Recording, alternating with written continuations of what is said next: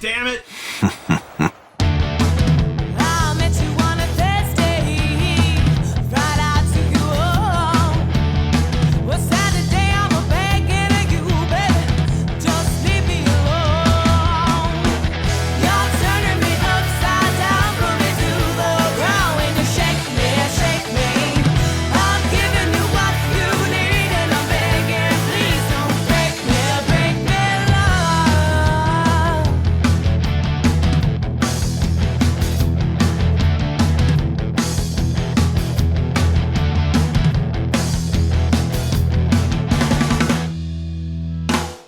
Okay, this makes no sense.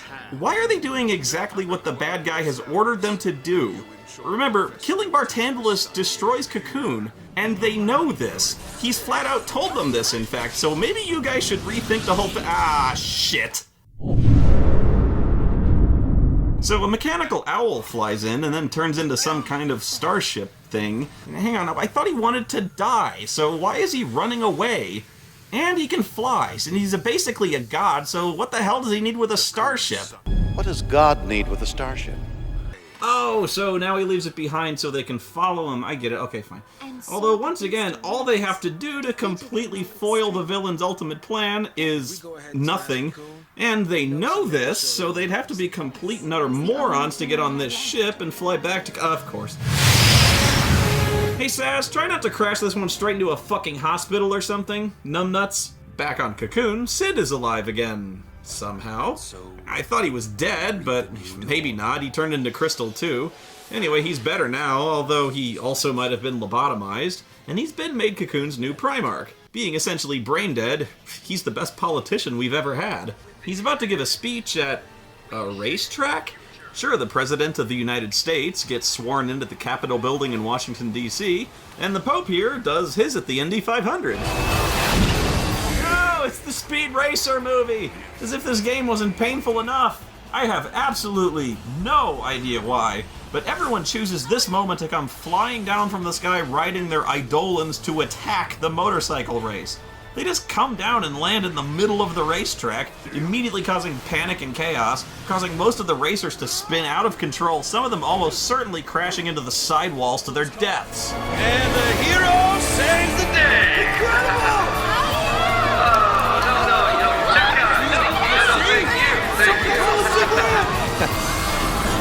Probably should have covered that. No fucking shit! Probably should have covered that from the first fucking minute you got the brands. Probably should have changed clothes so the cops couldn't ID you immediately. You probably shouldn't have done this. I am a Pulse Lassie! I'm here to kill you all! Now!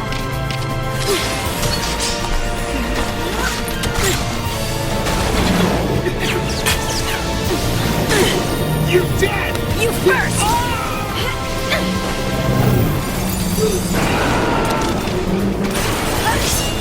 Okay, I'll admit, in terms of choreography and animation, that scene was fucking awesome.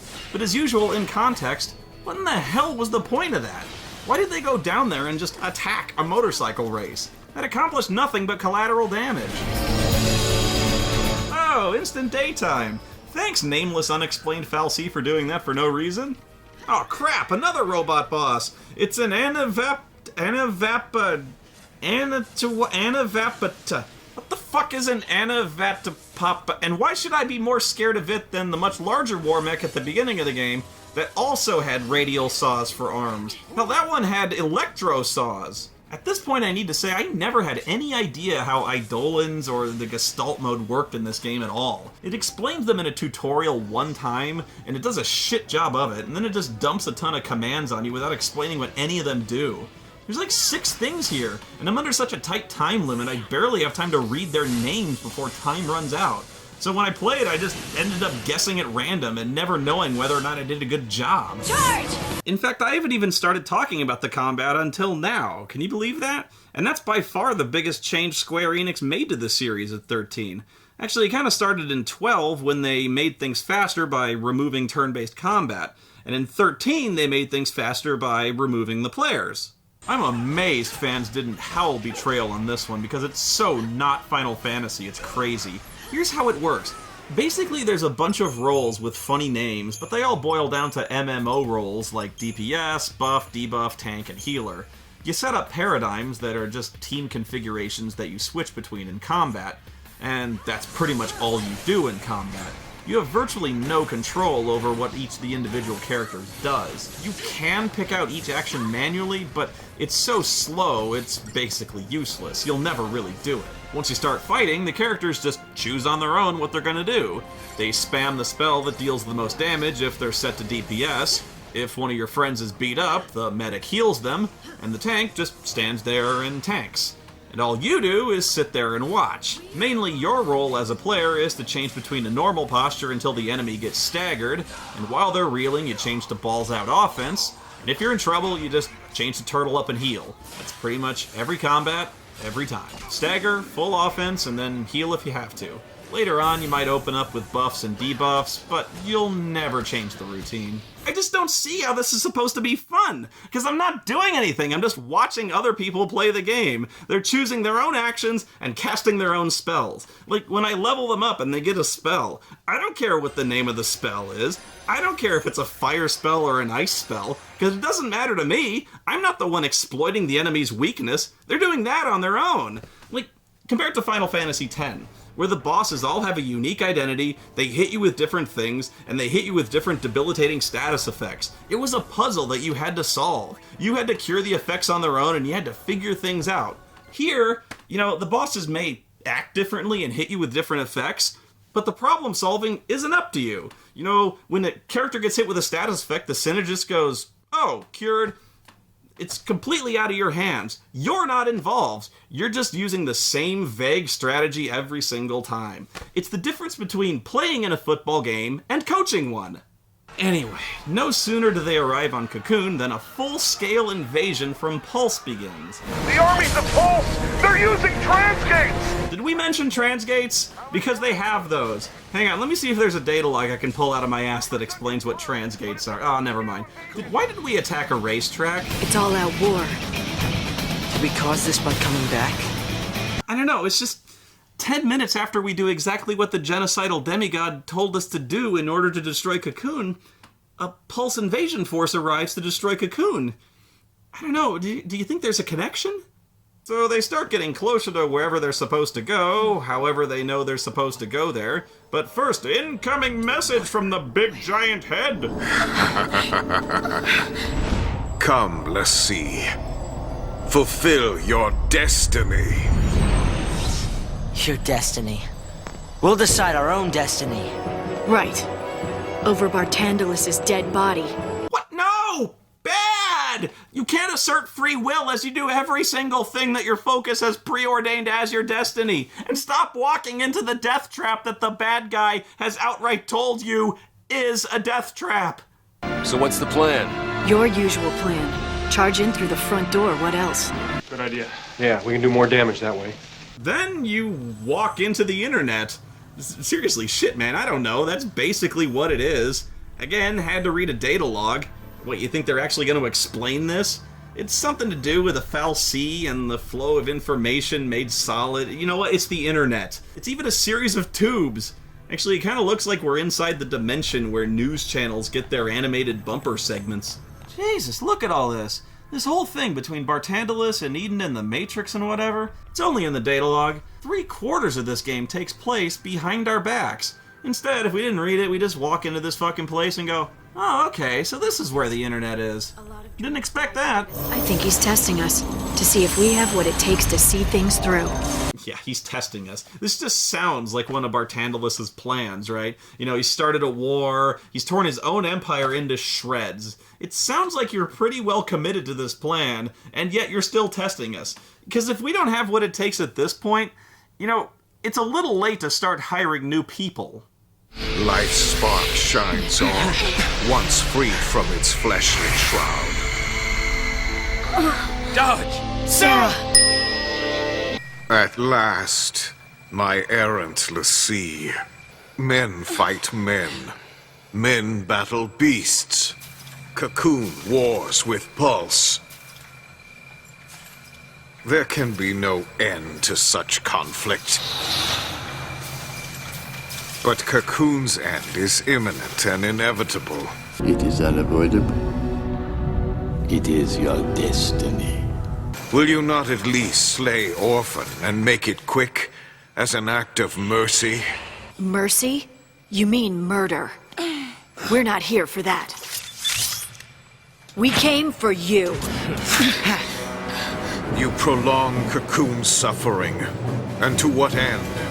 Refusing me but condemns another to face your focus tomorrow.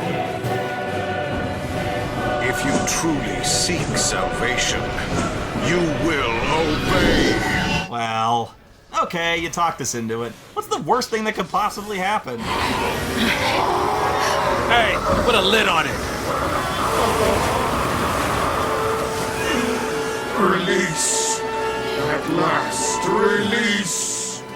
All right! See? No problem. Knew the guy was full of crap. Bet you didn't expect us to obey your every command, did ya? Oh, shit. To slaughter our salvation. And so we thank you for granting us our longed-for birth. Tysley? No, not anymore. We are the abandoned, born to die. Our name is Orphan.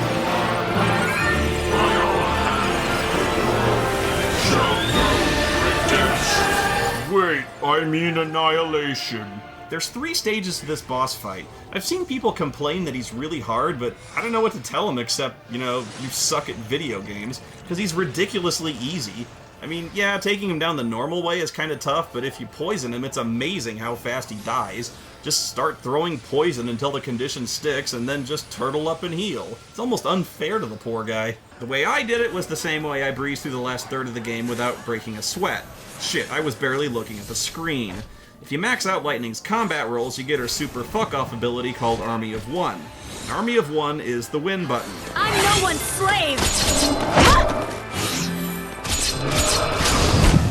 Every turn, Army of One. I'm no one's slave! Give her haste, an Army of One faster. I'm no one's slave! Get used to hearing, I'm nobody's slave every friggin' turn. I'm no one's slave! I'm no one's slave! I'm no one's slave! I'm no one's slave! I'm no one's slave! It's not even challenging. Army of One does a shit ton of damage on its own, but once you get Orphan staggered, which isn't even that hard, Lightning's damage output is fucking hilarious. Who needs Ragnarok? Just spam Army of One. She'll fucking cut Cocoon into ribbons. But no, can't kill him the normal way. Orphan just keeps bitching about Ragnarok and keeps doing the Emperor Sith lightning thing on everyone. I'll do it! I'll destroy you! What the hell you think we were just doing, lady? Delivering a fucking pizza? But suddenly, it's at that moment their lassie brands give out. Most of them instantly turn into robot zombies, which ironically has dramatically improved Cocoon's odds of survival. That's enough to push Fang over the edge and become the Super Beast. Kind of, I guess. Yes. Let anger be your strength. Ragnarok's a little shorter than I thought she'd be. So she goes on this rampage, but then we abruptly fade to white to what I assume is this montage, taking us back through the group's deep, abiding friendship and their growing bond as a family or some crap. You know, like that time Sass threatened a teenage girl with a gun to her head? Or when he almost blew his own head off in front of her? Or when Lightning punched Snow in the face multiple times? Those were good times. That's just real friendship right there. Anger didn't drive us. Yes it did! Look! We just had things worth fighting for. How many times must you fail? Yeah, there's a question I'd like to ask the people who run Square Enix. We take the form of Ragnarok. Deliver us that which we have too long been denied.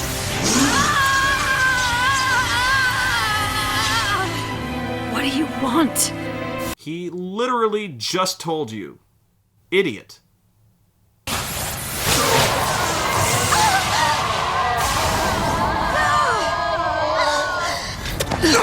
Oh, what? Bullshit! You're alive! But you can't be. Bullshit! bullshit! This is bullshit! They were fucking zombies, but they got better? Kiss my ass! And they don't explain why. You know what? You wanna know why this happens? Because of friendship. I'm not even fucking kidding you. Their friendship changes them back. I wanna find the motherfucker that wrote this game and take a shit in his wife. I don't even know what the fuck that means. Fuck you. Fuck you, game! You don't get to do this! You don't get to hang the sort of fucking Damocles over the protagonist's heads, the main fear that's been driving them onward since the beginning of the fucking game. You don't get to do that, and then just hand-wave it away by jerking off a brony and jizzing friendship sparkles all over it. This is such schmaltzy, lazily written, saccharine, childish Pollyanna bullshit. I'm amazed I didn't get diabetes just watching it. Yeah, it all comes down to love and friendship. And you know what? I'm sure love and friendship can overcome the l'Cie curse and bring someone back. And you know, all those other people who became l'Cie, who left behind friends and children and husbands and families, you know what? Fuck it. I guess those people just didn't want it bad enough. The heroes never die. Come on. We've got a world to save. If we have the power to destroy Cocoon, then we have the power to save it. You say you want your day of wrath, do ya? Well, it's coming right up! We came to save Cocoon, not destroy it! Now let's waste this motherfucker! That is our focus! Yeah, it turns out if you're trying to be some kind of world-breaking life reaver monster and you're trying to kill some people in melee combat, probably shouldn't take the form of a giant clock. And after a very harrowing and dramatic battle, you destroy Orphan! And guess what? It knocks Cocoon out of its orbit and sends it crashing down towards Grand Pulse in a tumbling, fiery wreck. What? Well, how are we supposed to see that coming? You mean to tell me the villain was telling the truth the whole time? And that would mean the heroes are a bunch of assholes. Guys, I just want to know what the last part of this plan was, because he never discussed this, really. Okay, now you just destroyed Orphan, Cocoon is bombing towards Grand Pulse like a fucking meteor, and then what? Because I'm just fuzzy on the whole we have the power to save Cocoon thing you mentioned, because it doesn't look like you're doing anything to stop it. Frankly, it looks like you were all full of shit. You don't have anything, do you? Okay, your plan to save Cocoon sucks. Yo, boss, what's the plan? Charge in, guns blazing? Hey, that's not a plan. Real heroes don't need plans. No, yeah, you know what? Yeah, you kind of do, Snow. You kind of do, because your little improv routine just got several million people killed. The heroes never die. You're not a hero, Snow. You're a fucking idiot. As they fall, Fang and Vanille somehow come up with this really weird plan together.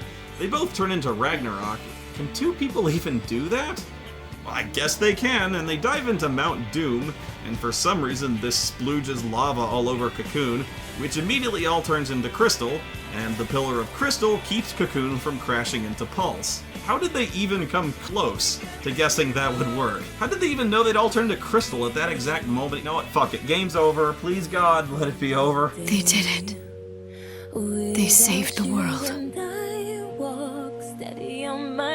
No, they gave us a new one. That's one gift I'll forgive him for not rapping. This is as much as we can do.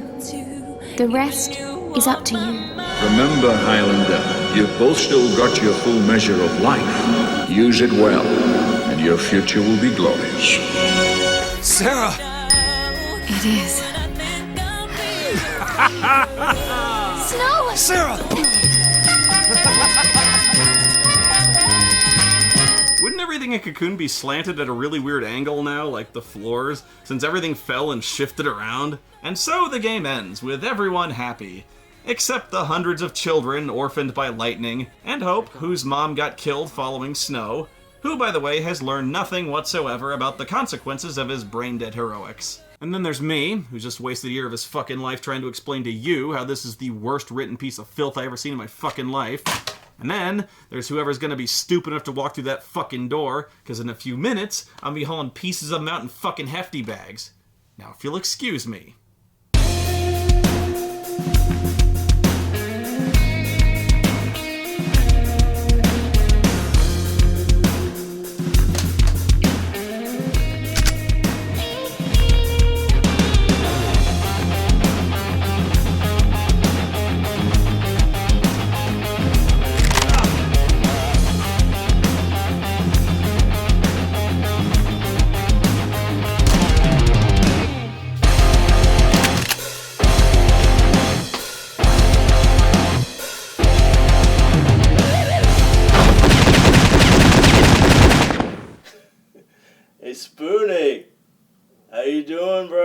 don't you come in here and find out? No, thanks. I'm good here. Besides, you got a gun. I'm unarmed. That's not fair. The heroes always fight fair. So come on. You hate this game, right? You hate me, right? Yeah. So why'd you put those chicken shit guns away? Come at me with something nice like a gun blade. Stick it in. See what's in there when you turn it. Alright. Really? Yeah, totally. Alright, but like you swear, right? Yes, I swear. Okay. I knew you were alive. Oh! Ah! Oh, the fuck, bro! Oh my god!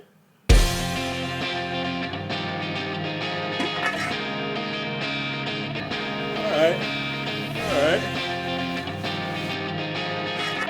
Juice, you mad, bro?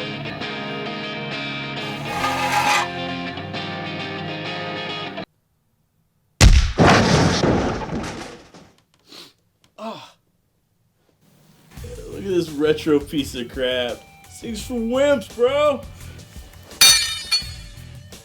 I don't even get how this works. Oh, dude. Oh, you look like shit. Here, let me help you out. Wake up. Got a lot of books, bro. Gotta go digital. Data logs. D&D? Oh, God, I love kicking your ass.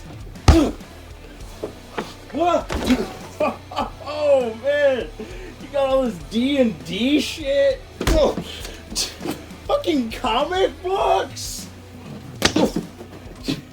You got, I don't even know what you got over here, man. I don't even know what to make of this, man. Like, what the hell's a VCR? What's this sissy crap? I am totally psyched. The whole class is gonna be at the party. Ah! Son of a... Ah! Harsh! Oh, what the fuck was that? Whoa!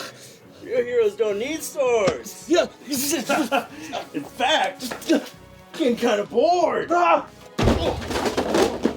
Man, didn't even need the gravity thing in my coat to kick your ass. Man, this gravity coat is awesome. Amplifies my punching fist with the strength of a black hole. Black hole, huh? I got plenty of those.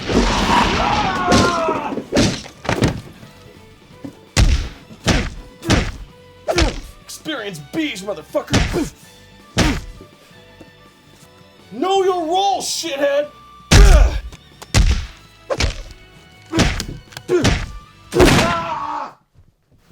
Fuck! Just don't get how a wuss like you was planning on ending the world. They told me you were gonna be way tougher than this. Destroy the world? You?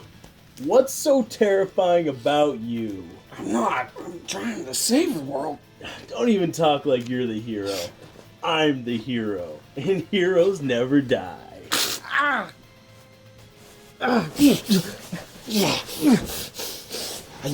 Fuck guys like you and Tekken.